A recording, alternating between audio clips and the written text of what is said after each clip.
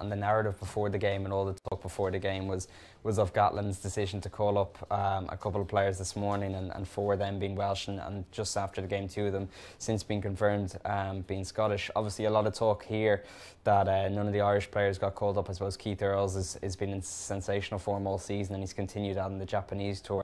Like, I mean, what has kind of the talk been on the ground there? And I know you've just come from Gatland's press conference. What did he kind of have to say?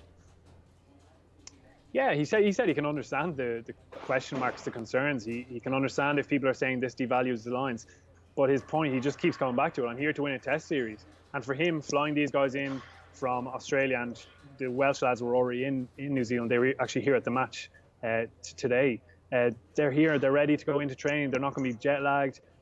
He says they're just here to sit on the bench. So for him, it's not as big an issue. But I can understand the concerns back home. It does devalue winning a Lions jersey if a guy who is not even first choice, perhaps isn't even second choice for Wales, is getting flown into a squad. You know, like Corey Hill, a good Pro 12 player, but he's just still establishing himself with Wales, and he's flying in here. You mentioned Keith Earls, but we have to remember the positions he's actually called players in. He hasn't called a winger in. He's kind of shored up that front row, so and the locks. So for me, probably a guy like Cian Healy has more right to feel aggrieved. Maybe even Donnacha Ryan, Devin Toner, those kind of guys. And then for Scotland, you know, Johnny Gray's on tour. Why is he not getting called up as that second row option?